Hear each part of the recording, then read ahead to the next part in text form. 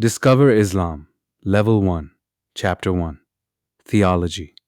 Acquiring knowledge. Islam is a religion that highly values education and knowledge.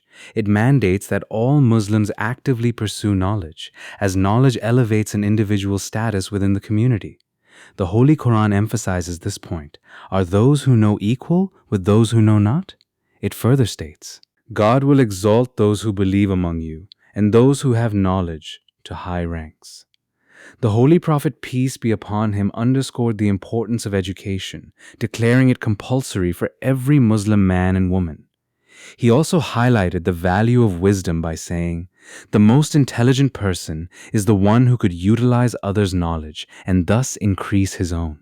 According to Imam Ali, no treasure is more superior than knowledge, emphasizing the intrinsic value of intellectual pursuit. Imam al-Sadiq expressed a dislike for seeing youths engaged in anything other than scholarship or study, associating idleness with a wasted life leading to sin. The value of knowledge is so significant that the Holy Prophet, peace be upon him, once told Abu Dhar, sitting for 1 hour in a meeting of education and knowledge is superior in nearness to God than 1,000 nights of prayer with 1,000 units of prayer each. The existence of God. The belief in a creator is fundamental to understanding the universe's complexity and order. Every design implies a designer, just as every effect implies a cause. If we discover writing on a piece of paper, we naturally infer the presence of a writer. We don't assume the pen wrote independently. Similarly, when we observe the sophisticated design and functionality within nature, such as in human physiology or the ecological balance, we recognize the signs of a wise and powerful creator. This reasoning extends to the entire cosmos, suggesting that such a complex system could not exist without a divine architect. Order and discipline of the world. The precision and intricacy found in the natural world and human anatomy suggest a meticulous and intelligent design. From the arrangement of a home with running water and electricity to the complex digestion process in the human body, every detail denotes intention and expertise. This order extends beyond human-made systems to include the natural requirements of our bodies, such as the need for air and food, all of which are perfectly catered to in our environment. The existence of such order and discipline points to a knowledgeable and powerful creator who has designed everything to function harmoniously. The period of childhood. The period of childhood is another testament to divine care. Human infants are born vulnerable and dependent, yet all their needs, such as nourishment from mother's milk, are perfectly provided for. The innate love and affection parents feel for their children also suggest a higher design, indicating a creator who instills these feelings and meets all developmental needs as a child grows. Making a judgment. Reflecting on the order in the universe, the cyclic nature of seasons, and the complexity of human physiology leads to a recognition of a wise creator. This creator not only designs but continuously manages the universe.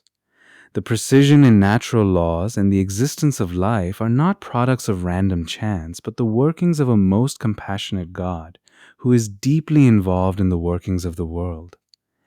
Every existence requires a cause. Philosophically, every contingent being one whose existence is not necessary points to a necessary being, a being whose essence is to exist. This necessary being, or God, is the ultimate cause of everything that exists. As such, God is self-sufficient, not contingent on anything else for existence, which distinguishes him as the supreme and ultimate reality. God's attributes. God's attributes can be divided into two categories, those that affirm his perfection and those that negate imperfection. Provable attributes. Attributes like knowledge, power, and life enhance the essence of God and make it perfect.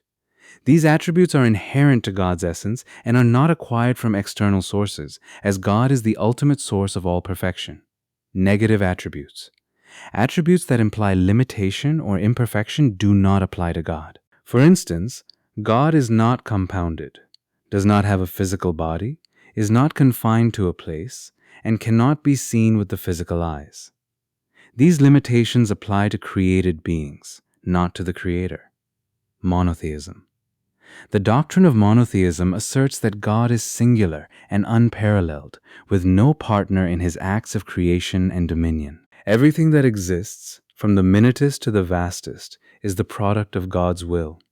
In conclusion, the complexities of the universe and the precision of natural laws not only necessitate the existence of God, but also underscore his profound engagement and omnipotence in the world's affairs. This theological framework helps us understand our place within the universe and our relationship with the divine.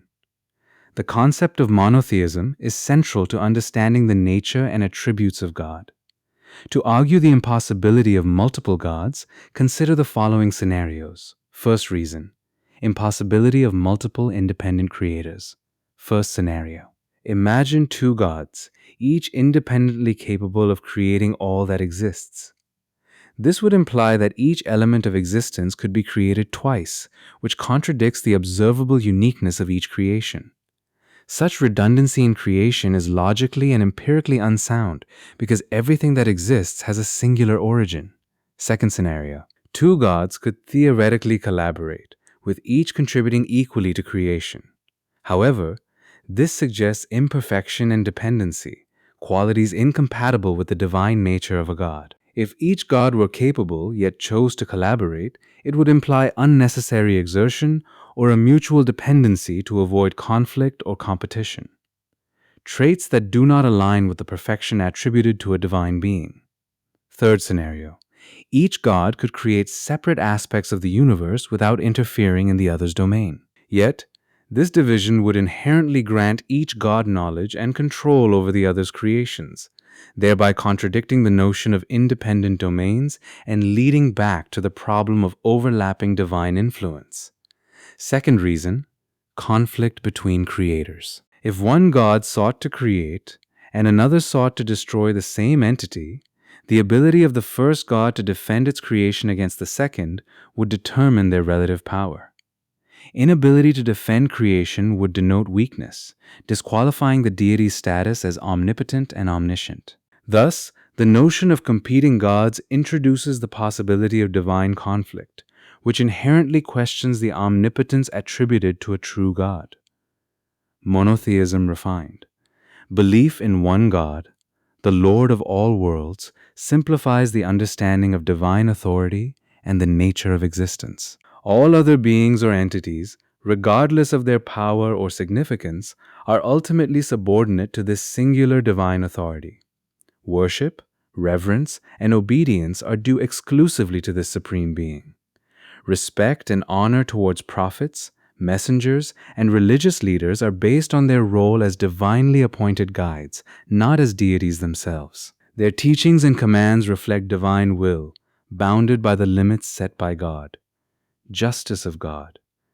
God's justice is unequivocal. He does not engage in oppression or malevolence. Any act of God is inherently just, guided by wisdom and necessity. Here are the reasons why.